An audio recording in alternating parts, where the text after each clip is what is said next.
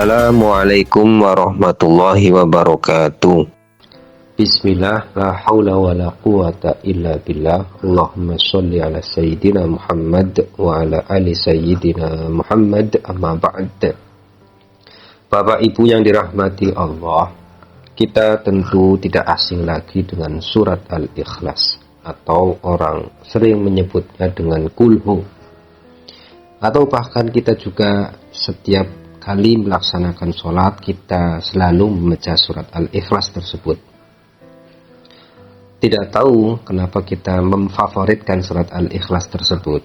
Mungkin karena pendeknya, atau justru bahkan mungkin karena tahu arti dan maknanya sehingga tumbuh kecintaan, penghayatan ketika membaca surat Al-Ikhlas tersebut. Oleh karena itu penting saya sampaikan tentang makna arti dari surat Al-Ikhlas tersebut. Mudah-mudahan bermanfaat. Bapak Ibu yang dirahmati Allah, surat Al-Ikhlas itu ternyata ada beberapa nama. Ada yang menyebutnya dengan surat Al-Ifrad, ada juga yang menyebutnya dengan surat At-Tauhid, tetapi yang paling populer disebut dengan surat Al-Ikhlas. Ikhlas itu apa, Bapak Ibu? Ikhlas adalah mengeluarkan sesuatu yang bukan isi atau substansi selain Allah.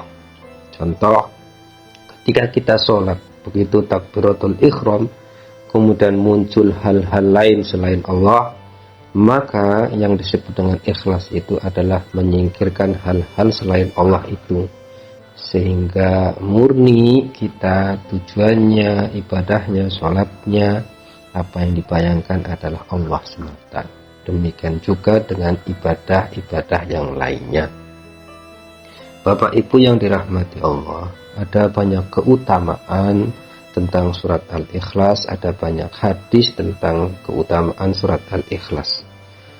Namun pada kesempatan ini saya akan menyampaikan satu hadis saja tentang keutamaan surat Al-Ikhlas. Dari sahabat Abu Sa'id radhiyallahu anhu, ada seseorang lelaki yang mendengar laki-laki lain membaca surat Al-Ikhlas dengan diulang-ulang terus pada setiap sholatnya. Maka pada keesokan harinya ia mendatangi Rasul Shallallahu Alaihi Wasallam dan mengadukannya, seakan ia menganggap remeh surat Al-Ikhlas itu. Maka Nabi Shallallahu Alaihi Wasallam bersabda, "Waladzi nafsi biyadihi innaha la ta'dilu thulutsal Qur'an."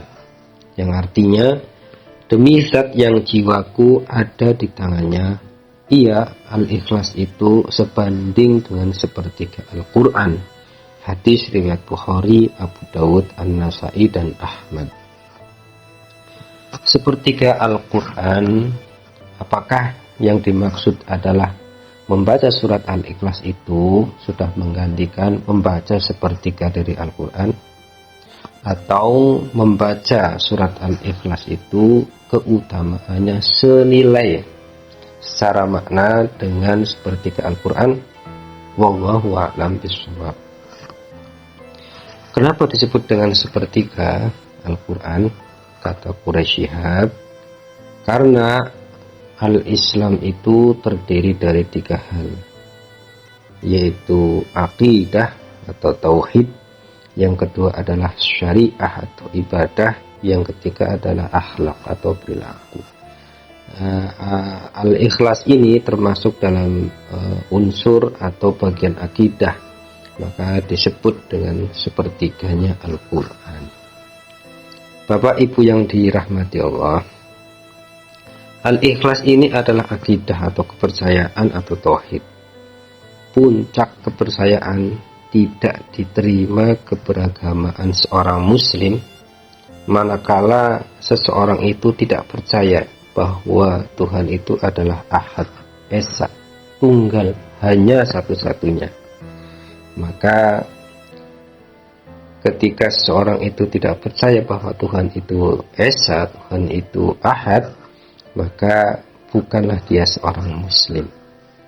Bapak Ibu yang dirahmati Allah, surat Al-Ikhlas ini awal mula turun ada beberapa hal yang menyebabkan Al-Quran surat Al-Ikhlas ini diwahyukan kepada Nabi Shallallahu Alaihi Wasallam. Pada awal-awal Al-Quran turun, kurang lebih 10 surat dari Al-Quran itu turun, Allah tidak menyebut secara langsung redaksi atau kalimat Allah dalam Al-Quran. Baru dalam surat Al-Ikhlas ini Allah Subhanahu wa ta'ala menyebutkan dirinya dengan redaksi atau kalimat atau kata Allah. Karena apa? Karena ada seorang Yahudi Khaybar yang protes. Sebagaimana dalam sebuah hadis, kata orang Yahudi itu, wahai Abu Al-Qasim, yaitu Rasul Shallallahu Alaihi Wasallam, Allah menciptakan para malaikat dari cahaya, menciptakan Adam dari tanah, menciptakan iblis dari api, menciptakan langit dari asap, menciptakan bumi dari air. Maka kabarkanlah kepada kami tentang Tuhanmu, kata orang Yahudi itu. Maka Rasul Shallallahu Alaihi Wasallam tidak menjawab pertanyaan mereka, sehingga datanglah malaikat Jibril membawa surat ini, yaitu surat Al-Ikhlas itu, dengan bunyi Qul, katakanlah, Hu, dia Allah, Hu Ahad, yang Maha Esa. Maka turunlah surat Al-Ikhlas itu. Qul, katakanlah, Hu, dia Allahu Ahad, dialah yang Maha Esa, dan seterusnya. Bapak Ibu yang dirahmati Allah, kenapa dikatakan Esa atau Ahad, ya, kok tidak Allah itu satu? Karena ketika disebut dengan satu, ada kemungkinan 2, ada kemungkinan 3, atau bahkan kemungkinan 0 atau tidak ada. Tetapi manakala disebutkan dengan Ahad, artinya adalah tunggal, hanya satu-satunya, tidak ada yang lain. Atau Esa, yaitu hanya satu, tidak ada duanya, atau bahkan tidak ada. Keesaan Allah ini terdiri dari 3 hal, yaitu Esa zatnya, Esa sifatnya, dan Esa perbuatannya. Esa zatnya adalah Allah itu zat yang tidak terdiri dari bagian-bagian. Ya, Allah memang berada tidak bergantung dengan yang lainnya. Berbeda dengan manusia, mungkin terdiri dari unsur tubuh, unsur jiwa, dan sebagainya. Tetapi Allah tidak terdiri dari bagian-bagian atau unsur-unsur itu, zatnya. Yang kedua adalah Esa sifatnya. Esa sifatnya adalah Allah yang memiliki sifat yang maha. Memang manusia atau makhluk itu ada yang mempunyai kesamaan sifat dengan Allah. Contoh, dia suka memberi, Allah pun memberikan sifat memberi, tetapi sifat Allah ini adalah paling atau maha, tentu berbeda dengan sifatnya makhluk, karena Allah itu sifatnya adalah maha atau paling. Yang ketiga adalah Esa dalam perbuatannya, yaitu perbuatan Allah. Artinya tidak ada sesuatu perbuatan pun, tidak ada suatu kejadian pun tanpa izin dan kekuatan atau kuasa dari Allah Subhanahu wa ta'ala di langit dan di bumi ini. Bapak Ibu yang dirahmati Allah, ayat yang kedua yaitu Allahus Samad. Artinya adalah Allah lah tempat meminta atau bergantung segala sesuatu. As-Samad memiliki makna adalah tumpuan atau harapan. Tentu dalam kehidupan tidak mungkin seseorang itu tidak mempunyai harapan. Karena pasti terkadang sesuatu itu terjadi tidak sesuai dengan harapan. Maka kepada Allah lah segala tumpuan harapan itu semestinya kita tanggalkan, semestinya kita harapkan, semestinya kita mohonkan kepada Allah Subhanahu wa ta'ala. Kemudian pada ayat yang ketiganya adalah lam yalid walam yulad. Allah tidak beranak dan tidak pula diberanakan. Allah tidak berasal dari bapak dan ibu, dan Allah tidak mempunyai anak. Kemudian pada ayat yang keempat, walam yakul lahu kufuwan ahad, yang artinya serta Allah itu tidak ada sesuatu yang setara atau sebanding dengannya, sebagaimana ditegaskan dalam Quran surat Asy-Syura ayat 11.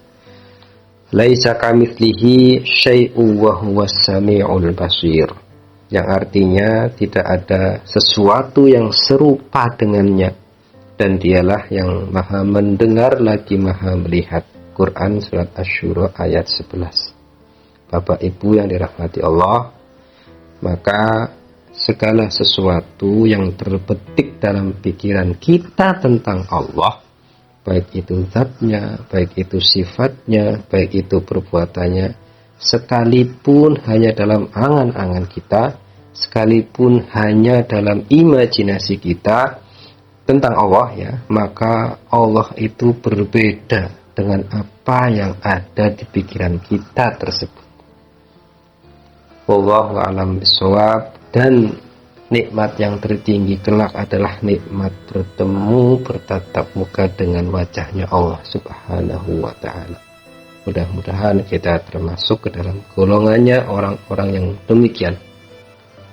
Kurang lebihnya mohon maaf. Asyhadu alla ilaha illa anta astaghfiruka wa atubu ilaik. Wassalamualaikum warahmatullahi wabarakatuh.